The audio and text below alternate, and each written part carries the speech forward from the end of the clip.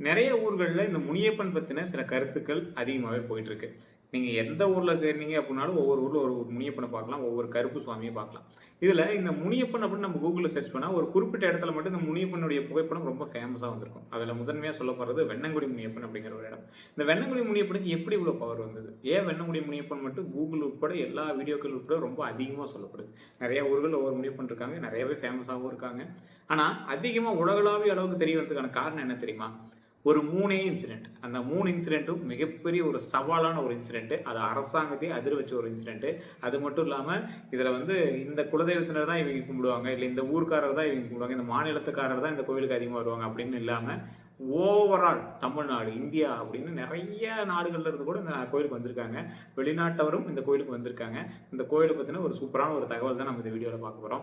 Vennangudi Muniyappan Salem மாவட்டத்து bypass பக்கத்துல ஒரு அற்புதமான இடத்துல, பெங்களூர் பைபாஸ் அப்படின்னு சொல்லக்கூடிய இடத்துல அமைஞ்சிருக்கிறாரு. இந்த வெண்ணங்குடி முனியப்பனுக்கு ஏன் இவ்வளவு பவர் வந்தது அப்படின்னா, முதல் காரணம் என்ன தெரியுமா? ஃபர்ஸ்ட், அந்த இடம் எல்லாமே ஒரு காடா தான் இருந்திருக்கு. ஒரு 300, 200 வருடங்களுக்கு முன்னாடி நல்ல ஒரு அடர்ந்த வனப்பகுதியா இருந்த ஒரு இடம் தான். ஊருக்கு ஓரத்துல தான் முனியப்பன் இருந்திருக்காரு. அது வந்து ஊரை ஒட்டி ஒரு சார்ந்த ஒரு தூரத்துல இருக்கக்கூடிய ஒரு எல்லை அப்படின்னு கூட ஞாபகம் வச்சுக்கலாம். இந்த எல்லைக்கு பக்கத்துல ஒரு வழி போகுது. அன்றாட இப்போ நம்ம சென்னையில இருந்து வரக்கூடிய வழி, பெங்களூர்ல இருந்து வரக்கூடிய வழி, இந்தாண்ட ஓமலூர் இந்த பக்கம் இருந்து வரக்கூடிய வழி, இந்தாண்ட மறுபடியும் சென்னைக்கு ஜாயிண்ட் ஆகலாம். அந்த ரோடு வழியா போனா, அப்படியே போனோம்னா நாமக்கல், ஈரோடு எல்லாமே இந்த வழியா தான் போய் ஆகணும். ஸோ அப்படி இருக்கக்கூடிய ஒரு சின்ன ரோடு. அந்த ரோடு கொஞ்சம் கொஞ்சமா கால வாக்குல அப்படியே பெருசாகுது. ஒரு 100 வருடங்களுக்கு முன்னாடி அப்படியே நடைபாதையா இருந்தது. அப்படி அப்படியே பெருசு பெருசா ஆகுது. இப்போ நல்ல ஒரு பெரிய ரோடோட ஒரு பைபாஸா மாறுது. இந்த பைபாஸா மாறும்போது நடுவுல இருந்த கோவில்கள் எல்லாமே அகற்றப்படுது. உங்களுக்கே தெரியும். ரோடு பக்கத்துல இருக்கக்கூடிய கோயில்கள் எல்லாமே அகற்றிருப்பாங்க. அந்த கோவில் அந்த ரோடு பக்கத்துல இருக்கக்கூடிய கோயில்கள் சின்ன சின்ன கோயில்களா இருந்தா யாராவது ஒவ்வொருத்தர் கேஸ் போடுவாங்க. அது ஒவ்வொன்னு நடக்கும். சரி பண்ணுவாங்க. இது பண்ணுவாங்க. இந்த கோவிலுக்கும் அது மாதிரி எடுக்கிறதா முன்னாடி அனௌன்ஸ் பண்ணியிருக்காங்க. நிறைய விஷயங்கள் வந்து அதுக்கு தகுந்த மாதிரி எடுக்காம இருக்கிறதுக்கு நிறைய ஸ்டெப்பும் எடுத்திருக்காங்க. அந்த ஸ்டெப் எல்லாமே எடுத்துட்டு எந்த ஒரு விஷயமும் பலிக்கல. அதாவது மக்கள்னால அதை கோயிலை வந்து காப்பாற்ற முடியாமையே இருந்திருக்கு. கவர்மெண்ட் ஸ்டெப் எடுக்க ஆரம்பிச்சிருச்சு. அந்த பாலமும் போடுறதுக்கு, அதாவது அந்த ரோடு பைபாஸை எக்ஸ்டெண்ட் பண்ணுறதுக்கு ரெடி பண்ணிட்டாங்க. திடீர்னு என்ன பண்ணியிருக்கு, அந்த கான்ட்ராக்ட் எடுத்திருக்காங்கல்ல, அந்த கான்ட்ராக்ட் எடுக்கிறவர் அது எல்லாமே இடிக்கிறதுக்கு ரெடி பண்ணியிருக்காரு. இடிக்கிறதுக்கு ரெடி பண்ணுறதுக்கு கொஞ்ச நாட்களுக்கு முன்னதாகவே நிறைய சிம்டம்ஸ் அவர் காட்ட ஆரம்பிச்சிருச்சு. ஒரு வகையார் என்ன சொல்கிறாங்க அப்படின்னா, அந்த கான்ட்ராக்ட் எடுத்து அதை பைபாஸ் போடுறது பெருசு பண்ணவங்க அவர் வந்து ஆளே இல்லை அப்படிங்கிற மாதிரி சொல்கிறாங்க. பட் அது எந்த அளவுக்கு உண்மை அப்படின்னு தெரியல.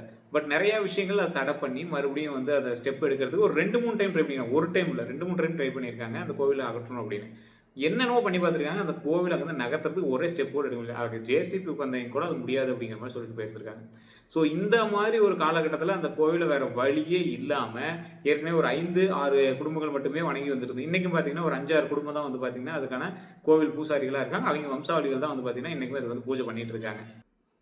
அவங்க மட்டுமே இன்னைக்கு வரைக்கும் பூஜை பண்ணிட்டு இருக்காங்க. எல்லா தரப்பின மக்களும் அந்த இடத்துக்கு வந்துட்டு இருக்காங்க. ஆக்சுவலாக இந்த கோவில் சொல்ல போனால் எல்லா கோவிலுக்கும் இருக்கிற மாதிரி விதிகள் கிடையாது. ஆகம விதிகள் இல்லாத ஒரு கோவில். 24 மணி நேரமும் திறந்திருக்கக்கூடிய ஒரு ஆலயம்.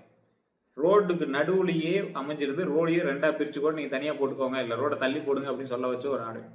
அரசாங்கத்திற்கு சவால் விட்ட ஒரு கோவில் அப்படின்னு சொல்லலாம். அதற்கு பிறகு அரசாங்க அறநிலையத்துறையை இப்போ எடுத்து பண்ணிட்டு இருக்காங்க இந்த கோவிலை. இந்த கோவிலில் நிறைய வினோதமான விஷயங்கள் நடந்திருக்கு. அதில் ஃபர்ஸ்ட் விஷயம் இப்போ நான் சொன்னது. இன்னொரு விஷயம் என்ன தெரியுமா? அதாவது ஃபர்ஸ்ட் விஷயம், அரசாங்கமே வந்து ரோடை வந்து தள்ளி போட்டு அதுக்கு தகுந்த மாதிரி ஸ்டெப் எடுத்து வேற வழியே இல்லாமல் அதுக்கு தகுந்த மாதிரி மூவ் பண்ணுது. 2வது விஷயம், எல்லா கோவில்கள்லையும் ஒரு ஆகம விதின்னு ஒன்று இருக்கும். இந்த கோவில் இப்படி தான் இருக்கணும், இந்த கோவிலுக்குள்ள இந்த இடத்துல விநாயகர் இருக்கணும், இந்த இடத்துல ஒரு சன்னதி இருக்கணும், மனித உடவுல கோவில் இருக்கணும், ராஜ கோபுரம் பின்னாடி இருக்கணும், கோபுரத்துக்கு அடியில் கடவுள் இருக்கணும் அப்படின்னு எல்லாமே இருக்கும். ஆனா இந்த முனியப்பனுக்கு ஆகம விதிகள் எதுவுமே கிடையாது. எந்த ஒரு ஆகம விதியும் கிடையாது. ஆகம விதிகளே இல்லாத ஒரு ஆலயம். இந்த கோவில்ல ஒரு மிகப்பெரிய ஒரு விஷயம் என்ன அப்படின்னா, எல்லா கோவில்கள்லையும் படிக்கட்டு வழியா மேலே போய் சாமி கும்பிடுவாங்க. இந்த கோயிலில் படி இறங்கி கீழே வந்து சாமி கும்பிட்டு சாமிகிட்ட வரம் வாங்கிட்டு படி ஏறி மேலே ஏறி வரணும். அது ஒரு மிகப்பெரிய ஹைலைட். இது 2வது பாயிண்ட். 3வது பாயிண்ட் என்ன தெரியுமா? இத்தனை பேர் ஃபேமஸாக பார்த்து இருக்கிற கோயில் இருக்குல்ல, கூகுள்லேயே வந்து ரொம்ப ஃபேமஸாக இருக்கிற கோயில், எவ்வளோ வருமானம் வந்திருக்கும். அந்த கோயிலை கட்டணும்னு நினச்சா எவ்வளோ கட்டியிருக்கலாம். அந்த சுவாமிக்கு கூரை அமைக்க நினச்சா தங்கத்தில் போடலாம்.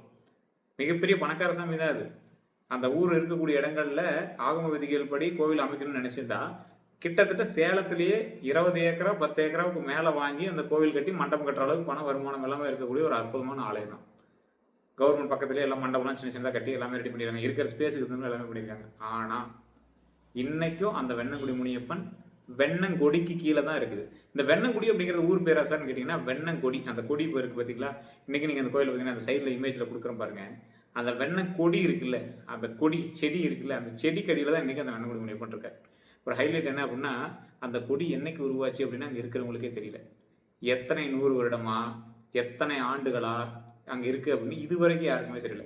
ஒரு அற்புதமான ஆலயம். அதில் அந்த வெண்ணங்குடி தான் இருக்குது ஹைலைட்டு. இன்றைக்கும் மேல்கூரை எதுவும் அமைக்காமல் முன்னாடி என்ட்ரன்ஸ் மட்டும் தான் ஆர்ச்சி அது இதுன்னு எல்லாம் பண்ணிட்டு இருக்காங்க. தவிர முனியப்பனுடைய ஒரு அருள் வாக்கு அதை சொல்கிறது இல்லாமல் அந்த இடத்துல வந்து எதுவும் அமைக்கக்கூடாது அப்படிங்கிறதா இன்றைக்கி அந்த கோவில் வெண்ணங்குடிக்கு கீழே தான் இருக்குது. பல 100 ஆண்டுகளாக சொல்கிறாங்க. நிறைய பேர் சொல்லிட்டு இருக்காங்க எண்ணெயிலேருந்து இந்த கோவில் இருக்குது அப்படின்னு இது வரைக்கும் யாருக்கும் தெரியல. பல பரம்பரைதாரர்கள் இன்றைக்கி அதை வணங்கிட்டு தான் இருக்காங்க. நம்மளோட சேனல்லேயே நிறைய வீடியோக்கெல்லாம் நம்ம நிறைய போட்டிருக்கோம். இன்றைக்கும் அந்த கோவில் ரொம்ப பிரம்மாண்டமாக தான் இருக்குது. அந்த கோவிலுக்கு நம்ம சின்ன சின்ன ஷார்ட்ஸு அனிமேஷன் ஏஐ வீடியோஸ்லாம் நிறைய நம்ம ரெடி பண்ணி போட்டுருக்கோம். அது நமக்கே ஒரு சிலிப் போட்டுறதா இருக்கும்.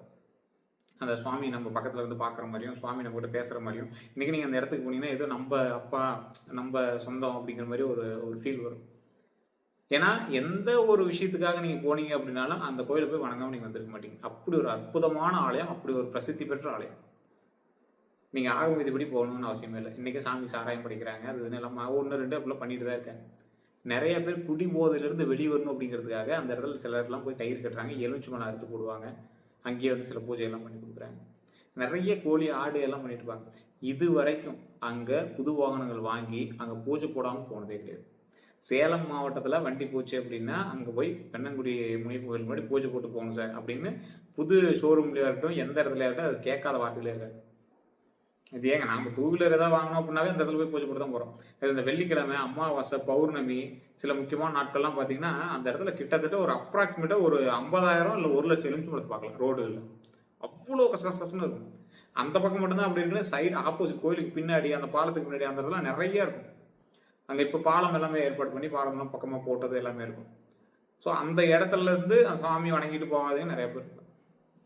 பாலத்தில் வண்டியில் போயிட்டு போய் பஸ்ஸில் போயிட்டு இருப்பாங்க, அப்போ திரும்பி அந்த கோயிலை வணங்காதவங்க நிறைய பேர் இருக்க மாட்டாங்க. எவ்வளோ பேர் வணங்கிட்டு இருப்பாங்க. நாமளே அந்த இடத்துல போனோம் அப்படின்னா சுவாமி திரும்பி பார்த்து ஒரு வணங்கிட்டு தான் போகிறோம்.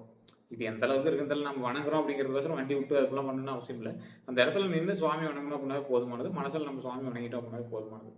அந்த ஆலயம் அவ்வளோ பிரசித்தி பெற்றதற்கு பல வரலாறு கதைகளும் இன்னும் இருக்கிறதாகவும் சொல்லியிருக்காங்க. அடுத்தடுத்த வீடியோக்களில் அந்த கோவிலுக்கு போயிட்டு அங்கே இருக்கக்கூடியவங்ககிட்ட என்னெல்லாம் நீங்கள் வந்து அந்த கோவிலில் வந்து பார்த்துருக்கீங்க, எந்த விஷயங்கள்லாம் நடந்திருக்கு அப்படின்னு கேட்க போகிறோம்.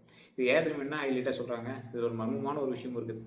ஒரு முக்கியமான விஷயம் என்ன அப்படின்னா, அந்த கோவிலில் நள்ளிரவில் அந்த முனியப்பன் நடமாட்டம் அந்த பக்கமாக இருந்ததாகவும், அந்த சுவாமிக்கு பயந்து அந்த இடத்துல வந்து ரோடு போடும்போது கூட நிறையா மக்கள் அந்த இடத்துக்கு போகாமல் இருந்ததாகவும் அப்படி நிறைய பேர் சொல்லிட்டு இருக்காங்க. ஆனால் இன்னைக்கு காலகட்டம் வரைக்கும் அது ஒரு நடைமுறை வழக்கமாகவே இருந்துருக்கு. நள்ளிரவில் நடமாடக்கூடிய முனியப்பன் அப்படிங்கிறது ஒரு நடைமுறை வழக்கமாகவே இருக்குது. நள்ளிரவில் அந்த இடத்துல முனியப்பன் கிராஸ் ஆகிறாரு அப்படிங்கிறது இன்றைக்கி மக்களால் சில இடங்கள் நம்பப்படக்கூடிய ஒரு விஷயமாகவும் இருக்குது. அதை அந்த நம்பிக்கைக்குள்ளே நம்ம வந்து போகணும் அப்படிங்கிறது அப்பாற்பட்டது. ஆனால் இன்றைக்கி அந்த கோவிலில் போய் வணங்கினா நிறைய விஷயங்கள் நன்மையாக நடக்குது அப்படிங்கிறது ஒரு வினோதமான விஷயமா இருக்குது. நிறைய விஷயங்கள் இருக்குது. நான் நிறைய வீடியோக்கள் போட்டிருந்தேன். அதை ஒரு கமெண்ட் செக்ஷனில் போய் பார்த்துருந்தீங்கன்னா தெரிஞ்சுக்கும். எக்கச்சக்கமாக சொல்லுவாங்க.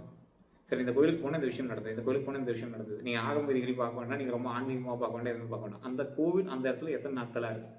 பலரோட நம்பிக்கை தான் காரணம் அப்படின்னா, நிறைய பேரோட நம்பிக்கை இதை விட அதிகமாக சுவாமி நம்பிக்கை இல்லாதவங்களாம் நிறைய பேரும் சாமி அந்த இடத்துல நகர்த்து பார்த்துருப்பாங்களே.